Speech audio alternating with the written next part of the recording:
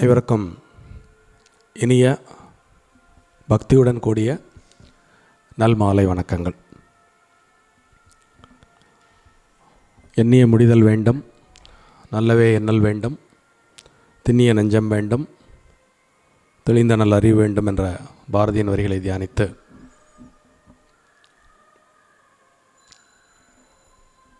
யானை வரும் பின்னே மணி யோசை வரும் முன்னே அப்படின்னு ஒரு பிரசித்தி பெற்ற பழமொழியை நாம் கேள்விப்பட்டிருப்போம். அதுபோல் வைகுண்ட ஏகாதேசி வரும் பின்னே கைசிக ஏகாதேசி வரும் முன்னே அப்படின்னு புதுசாக இன்னிலேருந்து ஒரு பழமொழியை நம்ம ஸ்ரீவத்சத்தின் பழமொழியாக இங்கே குலசேகரப்படியில் நம்ம டிக்ளேர் பண்ணிவிடுவோம். ஏன்னா அப்படி இருந்தது டாக்டர் திரு பி.கே. விஸ்வநாதன் அவர்களுடைய அற்புதமான ஒரு சொற்பொழிவு.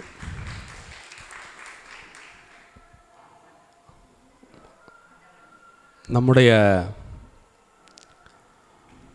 பெரும் தவம், முற்பிறப்பின் பெருந்தவம் இன்னதென்று அறிய முடியாத அளவிற்கு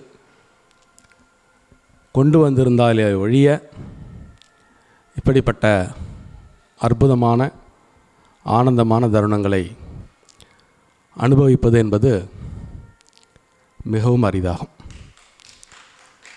இது வார்த்தைகளின் விவரணங்களுக்கு அப்பாற்பட்ட பெரும் களிப்பு. ஏதோ அங்கொன்றும் இங்கொன்றுமாக சில வார்த்தைகளை தேடி பிடித்து அதனை வெளிப்படுத்த அடியேன் முயற்சி செய்கிறேன், அவ்வளவே. ஒவ்வொரு நிகழ்விலும் அதனுடைய தாத்பரியத்தை புரிந்து கொள்ளுமாறு ஸ்ரீவத்சத்திலே அரங்கேறும் நிகழ்வுகள்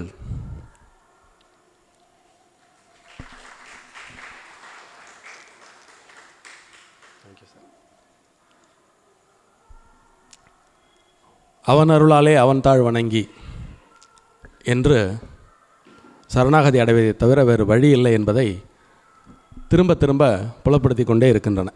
இன்றும் கூட திரு டாக்டர் பி.கே.வி. அவர்களுடைய சொற்பொழிவில் அந்த கதையை ஊர்ந்து கவனித்து கொண்டு எல்லாரும் கவனிச்சிருப்பீங்கன்னு தான் நான் நினைக்கிறேன், நிச்சயமாக.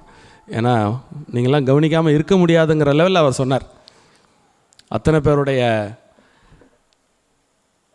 மைய கருத்தையும் மனதையும் தன்பால் ஈர்த்து அவர் ஆற்றிய உரை அனைவர் மனதிலும் நீண்ட நாட்களுக்கு ஆழ பதிந்திருக்கும் என்றே அடியேன் கருதுகிறேன். அவ்வாறு அவர் அந்த உரையை ஆற்றினார். அதிலே அந்த பிரம்மராட்சசனிடம் கொடுத்த வாக்கிற்காக அந்த திருப்பள்ளி எழுச்சி முடிந்தவுடன் சத்தியத்தை காப்பாற்றுவதற்கு அவன் காட்டிய வேகத்தை மிகவும் அற்புதமான வாக்கியங்களால் நமக்கு அவர் எடுத்துரைத்தார். அப்படி அவர் வேகமாக போகும்பொழுது நம்பி குறுக்க புகுந்து அவரை தடுக்க முயற்சி பண்ணுறார். அப்படி தடுக்க முயற்சி பண்ணும்பொழுது இவர் இல்லை நான் சீக்கிரம் போகணுன்னு சொல்லக்கூடிய காட்சியை ரொம்ப அழகாக நம் கண்முனை கொண்டு நிறுத்தினார். அதாவது உலகில் சத்தியத்தை காப்பாற்ற நினைப்பவர்களுக்கு இறைவனே கூட தடையாக இருக்க முடியாது அப்படிங்கிற ஒரு விஷயத்தை அது காமிச்ச மாதிரி இருந்தது. இறைவனால் நினைத்தால் கூட சத்தியத்தை காப்பாற்ற நினைப்பவர்களை தடுக்க முடியாது அப்படிங்கிற ஒரு அற்புதமான விஷயத்தையும் அது நமக்கு எடுத்து ஓதியது. அப்போது அவர் என்ன பண்ணுறார், நம்மளால் கூட இவனை தடுத்து நிப்பாட்ட முடியாது போல இருக்கு, இந்த பிரம்மராட்சசனிடம் தன்னை ஒப்பு கொடுக்க இவ்வளோ வேகம் காட்டுகிறாரே அப்படின்னு சொல்லிட்டு அவரால் சரி என்னால் ஆனது உங்கள் 2 பேருக்கும் நான் ஒரு ஆசி பண்ணுறேன், 2 பேரும் அந்த மோட்சத்தை அடைய கடவுது, 2 பேரும் நற்கதி அடைய கடவுதுன்னு அந்த க்ஷணத்தில் அவர் கொடுத்த அந்த சங்கல்பம்தான் அவனருளாலே அவன் தாழ் வணங்குதல். இப்போ இந்த 2 பேருக்கும் சேர்த்து அவர் ஒரு வரம் கொடுத்துட்டாரா அந்த இடத்துல. அதுக்கப்புறம் அருமையாக அந்த 2 பேருடைய சம்பாஷணைகளை டாக்டர் பி.கே.வி. ரொம்ப அழகாக சொன்னார். ரொம்ப அற்புதமான அந்த கைசிக ஏகாதேசி என்றால் என்ன, அதை கடைபிடிப்பதனால் ஏற்படக்கூடிய பலன் என்ன என்பதை ஒரு அழகான உபன்யாசத்தின் வாயிலாக நமக்கு அவர் ஏற்படுத்தி கொடுத்தார். அதைத் தொடர்ந்து கைசிக பண்ணிலே நம்மாழ்வாருடைய பாசுரங்களில் 2 இருவர் இங்கே பாடினார்கள். நம்ம இங்கே சொன்ன மாதிரி நிறைய ஸ்ரீவத்சத்தில் கோ இன்சிடென்ட்ஸ் அப்படின்னு சொல்லுவோம் இல்லையா. இந்த கதையில் அம்பாள் சம்மந்தப்பட்டிருக்கா, மகாலட்சுமி அப்படின்னா 2 பேர், ஒன்று அனுசையா இன்னொன்று லக்ஷ்மி, 2 பேர் பாடினா.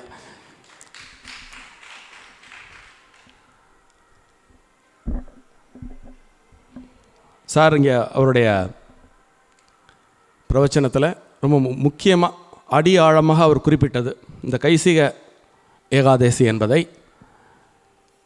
நமக்கு அறிமுகப்படுத்தி இப்படி கொண்டாட ஏதுவாக இருந்தவர் ஆச்சாரியர் பராசரப்பட்டர். அவர் தான் இதை நமக்கு வழங்கினார். சாருடைய உபன்யாசம் கேட்கும் பொழுது பராசரப்பட்டருடைய எண்ணங்கள் அலையாக அடியனுக்கு உதித்தது. இப்போ இந்த இன்சிடென்ட்ஸ்னு சொன்னேன்னா ஏன் அப்படின்னா, வைகாசி மாதத்தில் அனுஷ நட்சத்திரத்தில் அவர் பிறந்தார். 12 ஆழ்வார்களில் அவருக்கு ரொம்ப பிடித்தமான ஆழ்வார் நம்மாழ்வார். ஸோ அதனால் நம்மாழ்வாருடைய 2 பாடல்களை திருமதி அனுஷயா அவர்களும் திருமதி லக்ஷ்மி அவர்களும் இங்கே வந்து இப்படி பாடணும் அப்படிங்கிறது திட்டமிட்டதாக எதேச்சியாக நடந்ததாங்கிறது தெரியாது, ரொம்ப அற்புதமாக நடந்தது. அதுதான் இங்கே நடக்கக்கூடிய ஆச்சரியங்களில் ரொம்ப யோசித்து பார்த்தா இது நமக்கு விளங்கவே இல்லை. ஏதோ நம்மை மீறிய ஒரு அளப்பெரும் சக்தி நம்மை ஆட்கொண்டு வழிநடத்துகிறது அப்படி தான் அதை சொல்ல முடியும். அது மாதிரி வழக்கம் போல் இப்போ இவர்கிட்ட கேட்டேன் இன்றைக்கி என்ன நட்சத்திரம் அப்படின்னு. ரேவதி நட்சத்திரம் அப்படின்னு சொன்னார். கார்த்திகை மாதத்தில் ரேவதி நட்சத்திரம் ரொம்ப ஒரு ஏற்றமான ஒரு விஷயம். ரேவதி நட்சத்திரம் வந்து புதனுடைய சாரம் கொண்ட நட்சத்திரம். புதன் வந்து வித்யாபதி, ஞானம் அருளக்கூடிய ஒரு கிரகம்.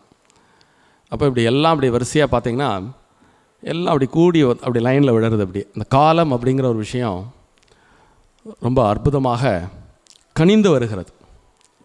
ஸ்ரீவத்சத்தில் நடக்கக்கூடிய ஒவ்வொரு நிகழ்ச்சியிலையும் இந்த காலம் கணிதல் அப்படிங்கிறத வந்து அடியேன் பார்த்து பிரமித்து போய் உட்கார்ந்துருந்தேன். இதெல்லாம் அப்படி நடக்கிறத பார்த்திங்கன்னா அவ்வளவு பிரமாதமாக இருந்தது. அதனால் இந்த அற்புதமான வேளையில் சற்று பராசரப்பட்டரினுடைய நினைவுகளில் மூழ்கலாம் என்று அடியேன் கருதுகிறேன். ஏன்னா பராசரப்பட்டர் தான் இன்றைய நாளின் கதாநாயகன். கைசிக புராணத்தை நமக்கு அருளியவர்.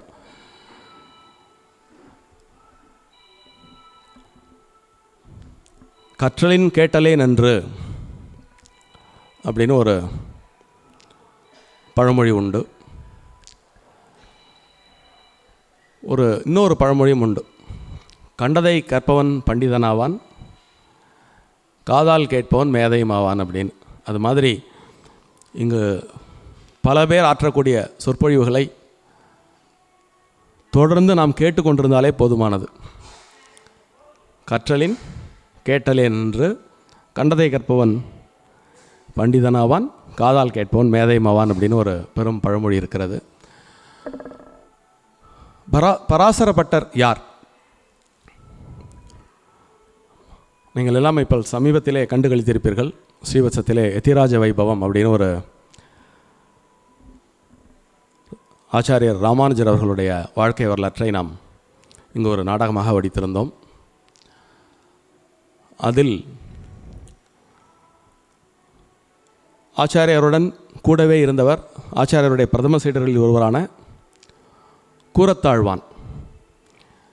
அவருடைய திருமகனார் பராசரப்பட்டர். நாம் இந்த மாதிரி பெரிய மனிதர்களுடைய வாழ்க்கை வரலாற்றை நுணுகி ஆராயுங்கால்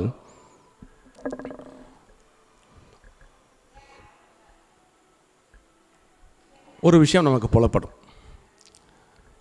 பெற்றோர்கள் வரம் வாங்கி வந்த குழந்தை என்று சொல்வார்கள் அல்லவா? அப்படி வரம் வாங்கி வந்த குழந்தைகளெல்லாம் பின்னாளில் எப்படி பிரகாசிக்கிறார்கள் அப்படிங்கிறதுக்கு உதாரணமாக திகழ்ந்த இந்திய துணைக்கண்டம் கண்ட பெரும் ஆச்சாரியர்களில் ஒருவர் பராசரப்பட்டர் என்று கூறினால் அது சற்றும் ஒரு மிகையான கூற்றாக இருக்க முடியாது. என்றால் பராசரப்பட்டரின் தோற்றுவாய் அது எப்படி நிகழ்ந்தது, இதெல்லாம் ஆச்சாரிய பெருமக்களாலே பதிவு செய்யப்பட்ட காட்சிகள் தான். கூரத்தாழ்வான் பற்றி உங்களுக்கு தெரியும். அவர் எப்பேற்பட்ட ஒரு பக்திமான், எப்பேற்பட்ட ஒரு ஆச்சாரிய விசுவாசி. ராமானுஜர் தான் அவருக்கு எல்லாம். 360 டிகிரியில் தன்னுடைய வாழ்க்கையை ராமானுஜராகவே அமைத்து கொண்ட ஒரு மாமனிதர். அவர் தினந்தோறும் மனைவியுடன் சென்று உஞ்சவர்த்தி எடுப்பது வழக்கம். அந்த அம்மையாருடைய திருப்பெயர் ஆண்டாள். ஸோ கூரத்தாழ்வானும் ஆண்டாளும் அதுபோல் ஒரு மழை நாள் காலையிலிருந்து சாயங்காலம் வரை பாட்டு பாடிக்கொண்டு உஞ்சவர்த்தியில் ஒன்றுமே கிடைக்காமல் அவர்கள் அன்று பசியோடு வீட்டிற்கு படுத்து கொண்டு விட்டார்கள். இப்போ உங்களுக்கு அந்த அர்த்தஜாம பூஜை எப்போ ஒரு மணி அடித்து பிரசாதம் கொடுப்பா இல்லையா, இந்த திருக்கோயிலில் மணி அடிக்கிற ஓசை கேட்குறது வாழ்க்கு. அங்கே நிறைய சுவாமிக்கு நிறைய பிரசாதமெல்லாம் பண்ணி வச்சுட்டு அந்த காரியம் நடந்துட்டு இருக்கும்பொழுது இந்த மணி ஓசை கேட்ட உடனே ஆண்டாள்னு பேர் வச்சுட்டாலே ஒரு துணிச்சல் வந்துடும் இல்லையா. எல்லாருக்கும் அந்த துணிச்சல் வராது. அப்போ பெருமாளை மனசுக்குள்ளே கேட்டுக்கிறா, உன்னையே சதா சர்வகாலமும் நினச்சிண்டு உன்னுடைய புகழை பரப்புவதையே குறியாக கொண்டு உன்னுடைய அடியவரான கூரத்தாழ்வார் காலம்பரிலேருந்து சாயங்காலம் வரைக்கும் உஞ்சவர்த்தி பண்ணி உணவில்லாமல் பசியால் இங்கே துடித்து கொண்டிருக்கும் பொழுது உமக்கு மட்டும் அறுசுவையில் அமுதா அப்படின்னு ஒரு கணம் அந்த ஆண்டாள் நினைக்கிறான். அது பெருமாளுக்கு கேட்டிருத்தது. கேட்ட உடனே அவர் அங்கே இருக்கக்கூடிய உத்தம நம்பி அப்படிங்கிற ஒருத்தர்கிட்ட அந்த பிரசாதங்கள் எல்லாம், அதாவது எப்பொழுதுமே இறைவன் கொடுக்கும் பொழுது அது வரும் வடிவமே பிரம்மாண்டமாக இருக்கும். மனுஷன் தேடி தன்னுடைய முயற்சியால் என்ன கடுமையான முயற்சிகள் செஞ்சாலும் கிடைக்காதது இறைவன் அப்படி நினைக்கும்போது அப்படி ஒரு க்ஷண நேரத்தில் அது அந்த ஆசீர்வாதம் வரக்கூடிய பாங்கே பிரம்மாண்டமாக இருக்கும். பிரசாதத்தை மட்டும் அவர் கொடுத்து அனுப்பலை. அவருக்கு பிரசாதம் வரும்பொழுது நீங்கள் இன்றைக்கும் சில பழைய பாரம்பரிய கோயில்களில் நீங்கள் பார்த்தீர்கள் என்றால் சுவாமிக்கு நைவேத்தியம் பண்ணும் பொழுது நாதஸ்வரம் தவில் பரியந்தம் பார்த்திங்கன்னா ஒரு தேவகானம் அப்படியே தொடர்ந்து இசையமைச்சுன்னு வருவா. அதுக்கப்புறம் அவருக்கு கொடை சாமரம் இதெல்லாம் வீசி தான் சுவாமிக்கு அமுது படையல் நடக்கும். இவர் இந்த உத்தம நம்பிகிட்ட இவருக்கு பிரசாதம் கொடுன்னு மட்டும் சொல்லலை. அதே போல் தனக்கு எப்படி இந்த அமுது படையல் நிகழ்வு நடக்கிறதோ அதை போல் கோவிலிருந்து நாதஸ்வரம் தவில் வெண்கொற்ற கொடை அந்த சாமரம் இதோடு போய் அவர்கிட்ட கொண்டு போய் இந்த பிரசாதத்தை கொடுத்துட்டு வா அப்படின்னு சுவாமி ஆக்ஞாபிக்கிறார். அதே வண்ணம் அவர் வீடு தேடி அந்த பிரசாதத்தை கொடுக்குறாங்க. கூரத்தாழ்வானுக்கு ஒன்றுமே புரியல, இது எப்படி நடந்தது அப்படின்னு. ஏதோ ஒன்று நடக்காமல் இது நடந்திருக்காது அப்படின்ட்டு ஆண்டாளை பார்க்குறார். நீ என்ன நினச்ச சொல்லு அப்படின்னு கேட்குறார். அந்தம்மா நான் இப்படி நினச்சேன், இன்னொன்று ரொம்ப நம்ம உணவுக்காக போய் பெருமாள்கிட்ட போய் நீ இப்படி போய் பேசியிருக்கே அப்படின்னு கொஞ்சம் கடிந்து கொண்டார். இருந்தாலும் அப்படின்னு நினச்ச உடனே அவர் இப்படி அருள் பாலித்த விதம் இருக்குது பாருங்கள். அவருக்கு அப்படி ஒரு ஆச்சரியம். அந்த சந்தர்ப்பத்தையும் அவர் பயன்படுத்த துணிந்தார். ஏனால் நீண்ட காலமாக பிள்ளைப்பேர் இல்லாமல் இருந்த ஒரு விஷயம். ஸோ பெருமாளே பிரசாதமாக கொண்டு கொடுத்துருக்கார் அப்படின்ட்டு அந்த பிரசாதத்தில் 3ல் 1 பங்கு அவர் எடுத்து சாப்பிட்றார், 2 பங்கை ஆண்டாளுக்கு கொடுக்குறார். அந்த 2 பங்கை அருந்திய ஆண்டாள் பெற்றெடுத்த திருக்குழந்தைகளே பராசர பட்டரும் வேதவியாசரும். இவங்களுக்கெல்லாம் எப்பேற்பட்ட பெருமை. ராமானுஜரோட கூடவே இருந்தார் கூரத்தாழ்வார். ராமானுஜருடைய காலத்திலேயே நடந்த ஒரு விஷயம். இந்த 2 குழந்தைகளும் பிறக்கிறது.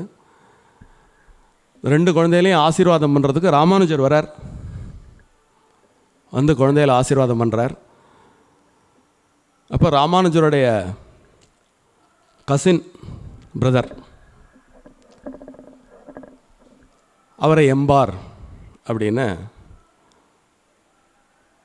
எல்லாரும் கூப்பிட்றது வழக்கம். ஏன் எம்பார்னு அவரை கூப்பிட்டாங்க அப்படின்னா, ராமானுஜருக்கு எம்பெருமானார்னு ஒரு பேர் உண்டு. ராமானுஜர் அவரை எம்பெருமானார்னு கூப்பிடுவார். சரி, இப்போ எம்பெருமான்னு கூப்பிட்டா யார் திரும்பி பார்க்குறது அப்படிங்கிற ஒரு குழப்பம் வரும் இல்லையா? அதனால் ராமானுஜரே தீர்த்து வச்சு இவரை எம்பார்னு இவரை சுருக்கி எம்பார் என்று அவரை அழைத்தார். ஸோ அந்த எம்பார் குழந்தைகளுக்கு ஆசீர்வாதம் பண்ணி சில ஸ்லோகங்கள்லாம் சொல்கிறார். சொன்ன உடனேயே அதே இடத்தில் ராமானுஜர் சொல்கிறார், இன்னிலேருந்து நீ தான் இந்த 2 குழந்தைகளுக்கும் குருநாதர். இவாளை நல்லபடியாக எல்லாம் சொல்லி கொடுத்து ஒரு பெரிய மனிதர்களை ஆக்க வேண்டியது உனது கடமை அப்படின்னு ராமானுஜர் சொல்கிறார். அவரும் ஏற்றுக்கிறார். நீங்கள் இந்த மாதிரியான நிகழ்வுகளெல்லாம் நீங்கள் யோசிச்சு பாருங்கள். இந்த நிகழ்ச்சியை எத்தனை பேர் ஒரு இடத்துல அத்தனை பேரும் பெரிய ஆளுங்க. ராமானுஜர் சொல்லவே வேண்டாம், கூரத்தாழ்வான் சொல்லவே வேண்டாம். எம்பார் பராசரப்பட்டருடைய அஃபிஷியலான குருநாதரை நியமிக்கிறது யார்? ராமானுஜர் நியமிக்கிறார். இதெல்லாம் எத்தனை பேர் கருவில் திருவுடையார்னு சொல்கிறது இதுதான். கருவில் திருவுடையார், பராசரப்பட்டர் கருவில் திருவுடையார். ஸோ இந்த மாதிரி ஒரு ஸ்டார்டிங்கே இப்படி இருந்தது அப்படின்னா அவருடைய லைஃப் எப்படி இருந்திருக்கும்? ஸோ பராசரப்பட்டரை பற்றி 2 விதமான, அவருடைய ஆயுள் காலம் பற்றி 2 விதமான கருத்துரு உண்டு. அவர் சொற்ப காலமே வாழ்ந்து இறையடி சேர்ந்தார் என்று ஒரு கருத்தும், ஒரு கிட்டத்தட்ட ஒரு 70 வயது வரை இருந்தார் என்று இன்னொரு கருத்தும் உண்டு. வரலாற்று ரீதியான தகவல்களில் அவர் 2வது ஒரு 45 வருடங்களுக்குள் அவர் திருநாடியாகிவிட்டார் அப்படிங்கிற ஒரு விஷயத்திற்கு ஆதரவான சில கருத்துக்களும் உண்டு. எது எப்படியோ பராசரப்பட்டருடைய கீர்த்தி என்பது நம்முடைய விவரணங்களுக்கு அப்பாற்பட்டது. அவர் ஆத்ம விசாரத்தில் மிகுந்த ஈடுபாடு கொண்டவர். சிறுவயது முதலே ஆச்சாரியர்களிடத்திலே பக்தி, கற்றலில் ஒரு மிகுந்த ஈடுபாடு, ஏகச்சந்த கிரகி என்று அந்த காலத்திலே சொல்லுவார்கள். ஒரு முறை ஒரு விஷயத்தை கேட்டால் அது அப்படியே அவர்கள் மனதில் போய் படிந்துவிடும். அதை அப்படியே எளிமையாக வெளிப்படுத்தக்கூடிய ஆற்றல் உண்டு. அப்படிப்பட்டவராக பராசரர் திகழ்ந்தார். அவருடைய 4-5 வயதிலே திருவரங்கத்தின் பெருமான் முன்பே அவர் பாடிய ஆழ்வார் பாடல்களை கேட்ட எம்பெருமானார் உடையவர் ராமானுஜர் தன்னுடன் கூட இருந்த பெருமக்கள் எல்லாம் அவர் சொன்னாராம், என்பால் நீங்கள் எவ்வளவு மரியாதையும் பக்தியும் கொண்டிருக்கிறீர்களோ அதை அப்படியே பராசரரிடம் செலுத்துக அப்படின்னு ராமானுஜாச்சாரியார் சொன்னதாக பதிவு இருக்கிறது. ராமானுஜர் சொல்லும் பொழுது அவருடைய வயது ஒரு 4 வயசு இல்லாட்டி 5 வயசு இருக்கும் பராசரருக்கு. அதை மெய்ப்பிக்கும் வண்ணம் ஒரு நிகழ்வு ஒன்று நடந்தது. ஒரு நாள் திருவரங்க வீதியிலே திடீரென்று பரபரப்பு. என்னவென்று பார்த்தால், யாரோ ஒரு வெளியூரிலிருந்து ஒரு பெரிய மகான் ஒருவர் வருகிறார். அவருக்கு முன்னாடி இந்த கட்டியம் கூறுதல்னு சொல்லுவோம் இல்லையா, அந்த காலத்தில் ராஜாக்களுக்கு பெரிய பெரிய பதவியில் இருக்கிறவர்களுக்கு கட்டியம் கூறுறது வழக்கம். பொதுவாக வித்வான்கள் மகான்கள் இவெல்லாம் பார்த்தீங்கன்னாக்கா அதெல்லாம் விரும்ப மாட்டாங்க. தன்னுடைய பெருமையை அவர்களே சொல்லிக் கொள்ள மாட்டார்கள். ஆனால் இந்த மகானுடைய ஸ்ரீரங்கத்தின் வருகை சற்று வித்தியாசமாக இருந்தது. அவர் வரும்பொழுது சர்வஜர் வருகிறார், சர்வஜர் வருகிறார், வழிவிடுங்கள்னு முன்னாடி ஒரு கூட்டம் சொல்லிகிட்டே வருது. பின்னாடி அவர் வந்துட்டுருக்கார். இந்த சிறுவன் பராசரன் பார்க்குறான், என்னது சர்வஜனா? யார் அது சர்வஜன்? இவ்வளோ பெரிய பட்டம் கொண்டு யார் வருவது? ஸ்ரீரங்க, அதாவது அந்த காலத்தில் மறுபடியும் நம்ம ஊரில் ஒரு பழமொழி இருக்கும் தெரியுமா, திருநெல்வேலிக்கே அல்வாவா அப்படின்னு சொல்லுவாங்க தெரியுமா. ஏன்னா திருநெல்வேலி அல்வாவிற்கு பிரசித்தி பெற்றது. மற்ற உலகத்தில் எந்த இடத்துல இருந்து அல்வா பண்ணினாலும் திருநெல்வேலிக்கு அல்வாவுக்கு இணையாகாது. அது மாதிரி ஸ்ரீரங்கத்தில் எப்பேற்பட்ட ஆச்சாரியர்கள்லாம் இங்கே இருந்துட்டுருக்கா. ராமானுஜர் இருக்கார், கூரத்தாழ்வான் இருக்கார், முதலியாண்டான் இருக்கார், எம்பெருமானார் இருக்கார். இது மாதிரி இப்பேற்பட்ட ஆச்சாரியர்கள் இங்கே ஸ்ரீவத்சத்தில் ஸ்ரீவத்சம் சொல்ல எல்லோரும் இங்கே தான் இருக்கா. திருவரங்கத்தில் இருக்க யாரோ ஒரு சர்வஜன் எங்கிருந்து வருவது? சிறுவன் பராசரன் கேட்கிறான். கேட்டதோடு இல்லாமல் அவர் வந்த உடனே பார்ப்போம் அவர் சர்வஜனான்னு நான் செக் பண்ணுறேன் அப்படின்னு சொல்லிவிட்டு அவர் வரும்பொழுது விளையாடி கொண்டிருக்கக்கூடிய சிறுவன் அல்லவா, கையிலிருந்து ஒரு படி மண்ணை எடுத்து இதில் என்ன இருக்கிறது அப்படின்னு அந்த சர்வஞர்கிட்ட கேட்குறார். கேட்ட உடனே அவர் என்ன புரிஞ்சுட்டார், இந்த பையன் கையிலேருந்து ஒரு மண்ணை எடுத்து அதில் எத்தனை மண் இருக்குன்னு கேட்குறான் போல இருக்குது அப்படின்னு சொல்லிவிட்டு, இதை எப்படி நம்ம சொல்ல முடியும் அப்படின்ட்டு திகச்சு போய் நிற்கிறார். உடனே இவரே நம்ம சொல்லுவோம்ல, சில அந்த குவிஸ் ப்ரோக்ராம்லலாம் ஒரு 5 செகண்ட் 10 செகண்ட் டைம் கொடுத்துட்டு முடியலன்னு சொல்லுங்க, நானே பதில் சொல்கிறேன் அப்படின்னு. ஸோ அந்த டைம் கொடுத்துட்டு அந்த டைமுக்குள்ளே அவரால் பதில் சொல்ல முடியல இந்த சர்வஜரால். உடனே அவர் சொல்கிறார், கைப்பிடி மண் எடுத்து என்னன்னு கேட்குறேன், இது கைப்பிடி மண் அப்படின்னு எளிமையாக ஒரு பதில் இருக்குது, இந்த பதிலை சொல்ல முடியாத நீ சர்வஜனா அப்படின்னு கேட்குறார். கேட்ட உடனே அவர் சர்வ நாடியும் ஒடுங்கி போய், குழந்தையாக இருந்தாலும் பெரிய ஞானி அப்படின்னு சொல்லிட்டு நெடுஞ்சானுங்கடே அந்த குழந்தைய நமஸ்காரம் பண்ணி, அவர் வந்த பல்லக்கில் இவரை தூக்கி உட்கார வச்சு, கூரத்தாழ்வான் வீட்டில் கொண்டு வந்து எப்பேற்பட்ட குழந்தைய பெற்று கொடுத்துருக்கேன் இந்த உலகத்துக்கு அப்படின்னு சொல்லிவிட்டு அவள் அப்பா அம்மாவையும் சேர்த்து நமஸ்காரம் பண்ணி அந்த குழந்தைய விட்டுட்டு ஒரு போனதா ஒரு வரலாறு சொல்லுவாங்க. பராசரப்பட்டர் வந்து நிறைய தன்னுடைய குருநாதர் பார்த்து, நம்ம சொல்லுவோம் இல்லையா, குழந்தைகள் வந்து அப்பா அம்மா பேச்சை கேட்டு வளராது, அப்பா அம்மாவை பார்த்து வளரணும். கூரத்தாழ்வானை பார்க்குறார். பக்தினா என்ன அப்படிங்கிறது வந்து அவருடைய ஒட்டுமொத்த உருவமாக வாழ்ந்து காமிச்சவர் அவர். கூரத்தாழ்வானுடைய ஆச்சாரியராக ராமானுஜாச்சாரியரை பார்க்குறார். ராமானுஜர் கூடவே இருக்கக்கூடிய ஒரு வாய்ப்பு அவருக்கு கிடச்சிது. அப்புறம் அவருடைய குரு எம்பார். இப்படிப்பட்ட ஒரு ஆரோக்கியமான சூழலில் வளரக்கூடிய அந்த குழந்தை சாதனை பண்ணாட்டி தான் ஆச்சரியம். அவர் நிறைய விஷயங்கள் பண்ணுறார். குறிப்பாக அவர் வந்து, ஆமாம், ரொம்ப முக்கியமான ஒரு விஷயத்தை மறந்துட்டேன், ராமானுஜர் வந்து மிகப்பெரிய தொலைநோக்கு கொண்டவர். அந்த குழந்தை பிறந்த வீட்டில் போய் வாழ்த்த போனார் இல்லையா, அப்படி வாழ்த்த போகும்போது கூரத்தாழ்வான்ட்டு அவர் ஒரு விண்ணப்பம் வைக்கிறார். உனக்கு 2 குழந்தைகள் பிறந்திருக்கு, ஒரு குழந்தைய ஸ்ரீரங்க பெருமாளுக்கு தத்து கொடுத்துரும் அப்படிம்பார். அதுக்கு என்ன அப்படியே செஞ்சால் போகிறது அப்படின்ட்டு இந்த பராசர பட்டரை இவர் தென்னரங்கம் மேவி அந்த பெருமானுக்கு தத்து பிள்ளையாகவே கொடுத்துடுறார். பின்னாடி அவருடைய பராசரப்பட்டருடைய வாழித்தனியன்னு ஒன்று இருக்குது. அதில் வந்து தென்னரங்கனின் மைந்தன் அப்படின்னு சொல்லி தான் அது வரும் அந்த பாட்டை. கூரத்தாழ்வானுடைய பையன் வர தென்னரங்கனுடைய பையனாகவே பராசரப்பட்டரை பாவித்து பின்னாளிலே அவர் கொண்டாடப்பட்டார். அதனால் அவர் வந்து பெருமாளை பற்றி நிறைய விஷயங்கள் பண்ணியிருக்கார். அதில் விஷ்ணு சஹஸ்ரநாமத்திற்கு அவர் எழுதிய உரை மிகவும் பிராபல்யம். அவரும் ஆச்சாரியார் ராமானுஜாச்சாரியார் போலவே ஏற்ற இறக்கங்களை கடந்தவர். ஒரு மனிதனுடைய பக்தியை, அவன் என்ன குலத்தை சார்ந்தவன், மேங்குலத்தில் பிறந்தவனா, ஆச்சார அனுஷ்டானங்களில் தொடர்ந்து ஈடுபட்டு வருபவனா, இதெல்லாத்தையும் தாண்டி அவன்கிட்ட உள்ள சத்தை பார்க்கக்கூடிய ஒரு பிரம்மாண்டமான ஒரு ஆச்சாரியராக அவர் ரொம்ப சின்ன வயசுலேயே வந்துடுறார்.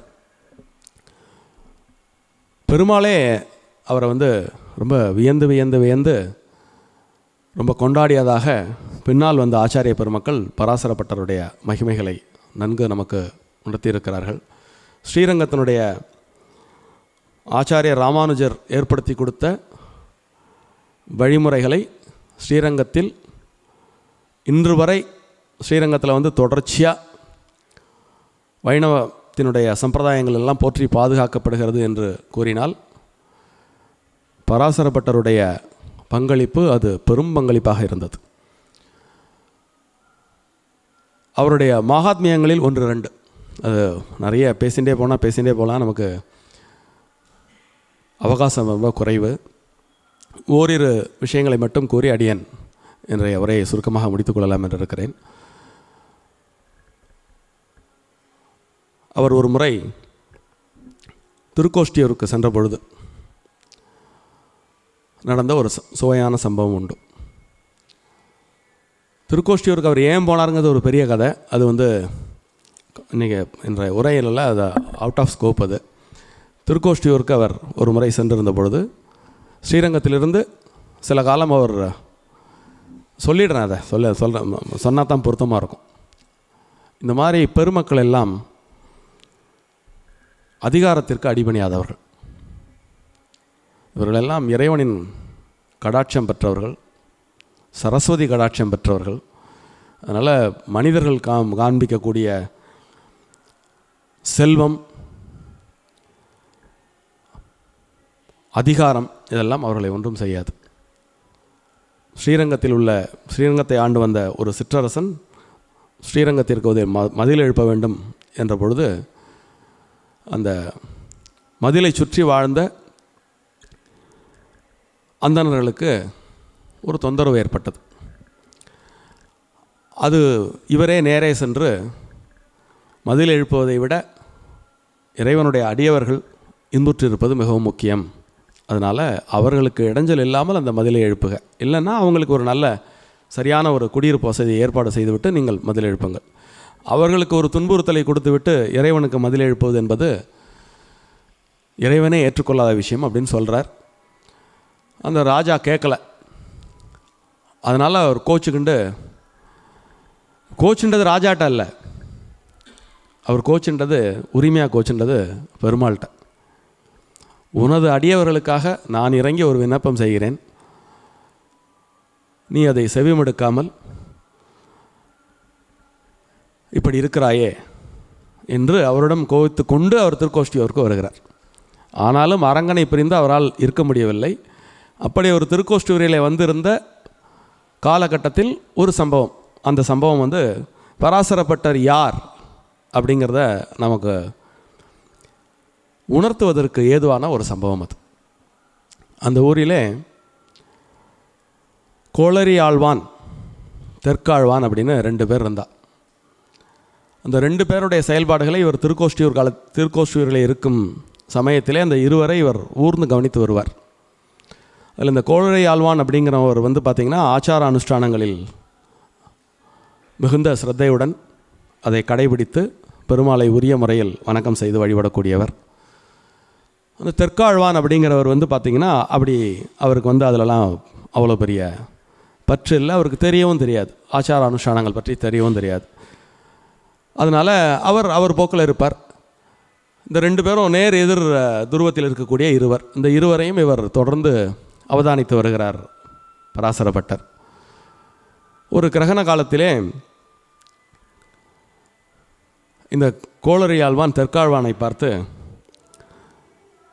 இன்று இந்த புஷ்கரிணியிலே நீராடினால் நம் வாழ்வில் தொடர்ந்து வரும் பாவங்கள் எல்லாம் கரைந்து நமக்கு ஒரு கதி மோட்சம் கிடைக்கும், அதனால் இந்த கிரகண காலத்திலே நீங்கள் நீராடுங்கள், நீங்கள் டெய்லி ஆச்சார அனுஷ்டானம்லாம் நீங்கள் பண்ணுறதில்ல, இன்றைக்கி இந்த மாதிரி ஒரு சந்தர்ப்பத்தை நீங்கள் பயன்படுத்திக்கலாம் அப்படின்னு அந்த கோளரி ஆழ்வான் தெற்காழ்வானை பார்த்து சொல்கிறார். அப்போ தெற்காழ்வான் அவருக்கு பதில் சொல்கிறார், நான் செய்த பாவங்கள் எல்லாம் இது போன்று ஒரு கிரகண காலத்திலே நீராடி விடுவதால் போய்விடாது. இங்கே திருக்கோஷ்டியூரில் எழுந்திருக்கக்கூடிய நரசிம்மர் இரண்யனை வயிற்றில் குத்தி கிழித்தது போல் என்னையும் அவர் குத்தி கிழித்தால்தான் என் பாவங்கள் போகும் அப்படின்னு இந்த தெற்காழ்வான் கோளரி ஆழ்வான்ட்ட சொல்கிறார். இது அப்படி இவரை தொடர்ந்து வாட்ச் பண்ணிட்டு இருக்கார் இல்லையா பராசரர். இதை கேட்ட உடனே அவர் அங்கேருந்து ஓடி அந்த தெற்காழ்வானை அப்படி கட்டி பிடிச்சிப்பார். கட்டி பிடிச்சிட்டு அடியேனை சமிக்க வேண்டும் அப்படின்னாராம். பராசரர் தெற்காழ்வான்ட்ட சொல்கிறார். தெற்காழ்வான் நடுங்கி போகிறார். சுவாமி, நீங்கள்லாம் எப்பேற்பட்ட உயர்ந்த ஆச்சாரிய படத்தில் இருக்க, நீங்கள் என்னை சமிக்க வேண்டும்னு சொல்கிறீங்களே, நான் அதுக்கு தகுதியான ஆளே கிடையாது அப்படின்னு அவன் சொல்கிறான். இல்லைப்பா, நான் உன்னை இத்தனை நாளாக நம்பிக்கை இல்லாதவன், இறை நம்பிக்கை இல்லாதவன் நான் நினச்சுட்டு இருந்தேன். அந்த என்னோடய எண்ணத்துக்கு நான் உன்கிட்ட மன்னிப்பு கேட்டுக்கிறேன். இப்படி யாரையும் பார்த்த உடனே அவளுடைய புறத்தோற்றங்கள்லேருந்து நம்ம ஒரு முடிவுக்கு வந்துடப்படாதுங்கிற ஒரு பெரிய பாடத்தை நீ கற்றுக் கொடுத்துருக்க. உன்னுடைய பக்தி தான் பெரும் பக்தி. நீ சொன்னியே, அதாவது அப்போ நீ வச்சுட்டுருக்கிற நீ அப்போ நரசிம்மர் பேரில் உன்னுடைய பக்தி எப்பேற்பட்டது அப்படிங்கிறத நீ சொன்ன வார்த்தை அடியேனுக்கு பளிச்சுன்னு ஒரு விஷயத்த காமிச்சுது. இது ஒரு பெரிய பிரமாணமாக உனக்கு ஒரு கதை சொல்கிறேன் அப்படின்ட்டு அந்த 2 பேருக்கும் ஒரு கதை சொல்வார். வியாச பகவானுடைய ஆசிரமத்தில் நைமிசாரண்யத்தில் இல்லை முனிவர்களோட ஒவ்வொரு சாயங்காலமும் ஒரு பெரிய விவாதம் நடக்குமா. அப்படி விவாதம் நடக்கும் பொழுது வியாசர்கிட்ட ரொம்ப உரிமை எடுத்துண்டு அவருடைய பக்த கோடிகள் சில விவாதங்கள் முன்வைப்பார்களாம். அப்படி விவாதங்கள் முன்வைக்கும் பொழுது இந்த நரசிம்மருடைய அவதாரத்தை பற்றி பேசும் பொழுது வியாசர்கிட்ட சொன்னாலாம், என்ன தான் ஒரு பெரிய காருண்ய மகாமூர்த்தின்னு நீங்கள் சொல்கிறேன், பகவானை அவர் வதம் பண்ணும் பொழுது அப்படி குடலை அப்படி குத்தியாக கிழிப்பா, அவரை போய் நீங்கள் எல்லாரும் வேறு நரசிம்மன் அப்படின்னு ரொம்ப பெருமையாக பேசுகிறீங்க. நீங்கள் நியாயமாக பார்த்தா ஹிம்சன்னு சொல்லணும், சிம்மன்னு சொல்லப்படாது அவரை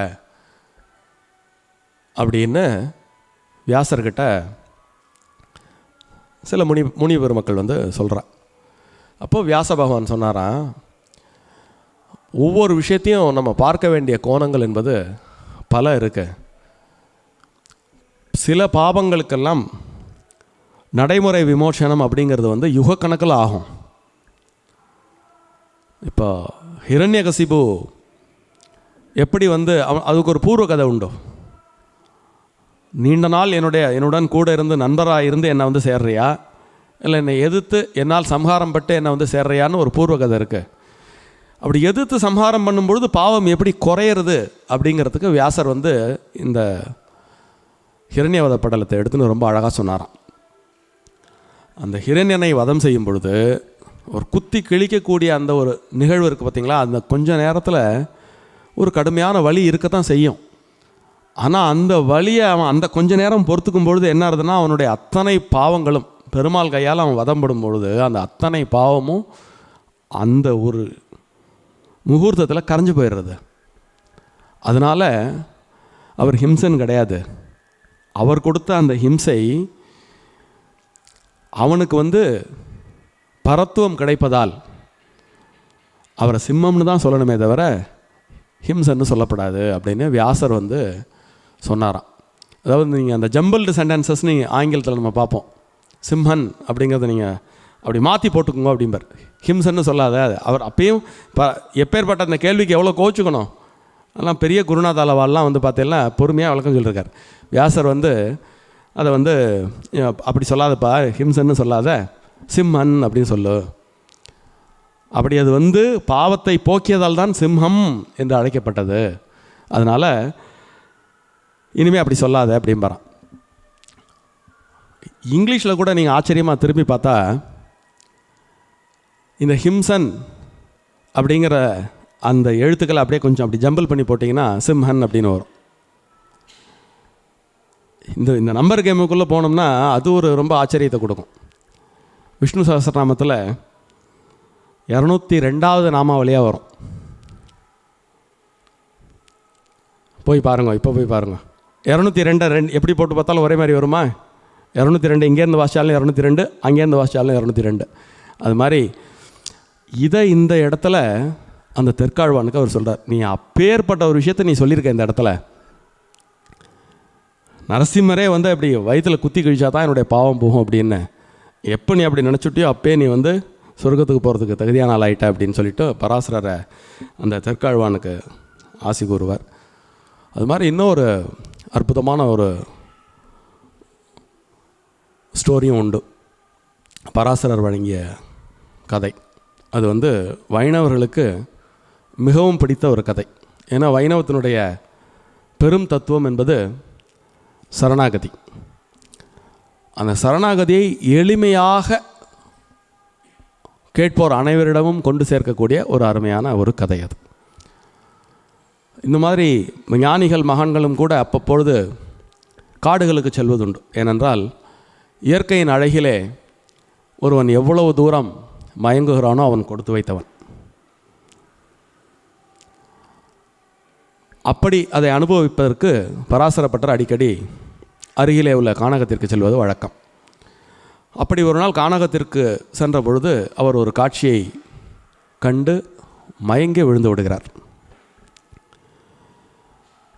பின்னே கூட சென்றவர்கள் திடீரென்று இவரை காணமே அப்படின்னு பார்த்துட்டும் ஒரு இடத்துல மயங்கி கிடக்கிறத பார்த்துட்டு அவரை எழுப்பி வந்து அவரை உட்கார வைத்து ஆசுவாசப்படுத்தி முகத்தில் தண்ணி தெளித்து என்ன நடந்தது அப்படின்னு கேட்குறாங்க.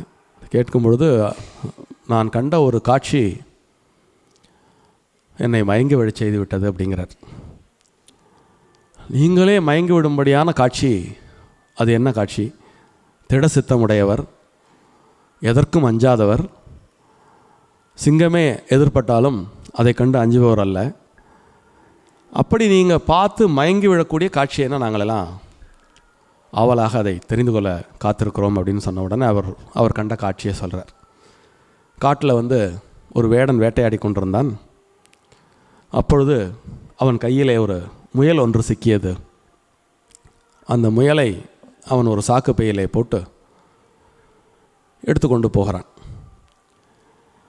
அந்த முயல் குட்டியை ஈன்றெடுத்த தாய் முயலானது அந்த வேடுவனுடைய காலை பற்றி கொண்டு என் குட்டியை விட்டுவிடு விட்டுவிடு என்று கதறிய காட்சி.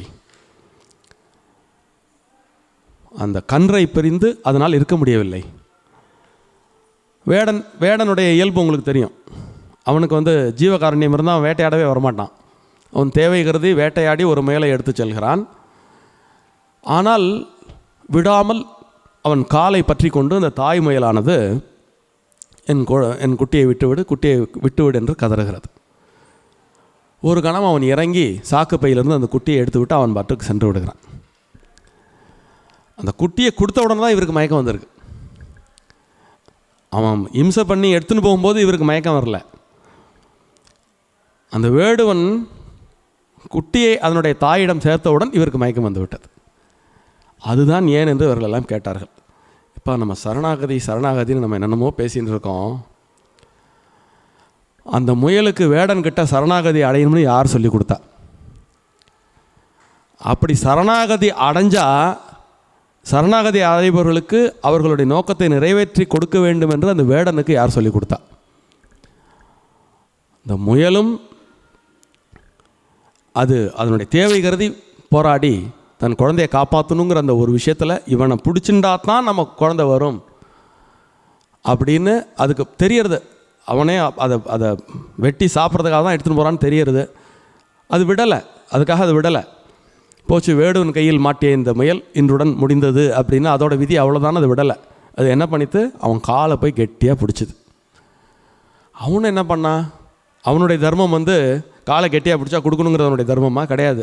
ஆனால் காலை பிடிச்ச உடனே ஐயோ பாவமேன்னு ஒரு நிமிஷம் அதை யோசித்தான். அப்போ தான் எனக்கு மயக்கம் வந்துடுத்து. நம்ம பண்ணுறதெல்லாம் பக்தியா?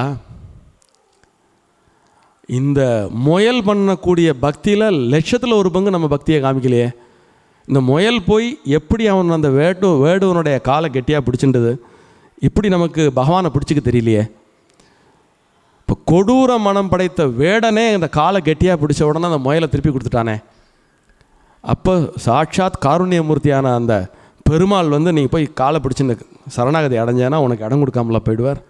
இப்போ ஏற்பட்ட விஷயத்தை அது இந்த முயல் எனக்கு சொல்லி கொடுத்ததுப்பா அப்படின்னு சொல்லி அவர் இந்த கதையை அவர் பதிவு செய்திருக்கிறார்.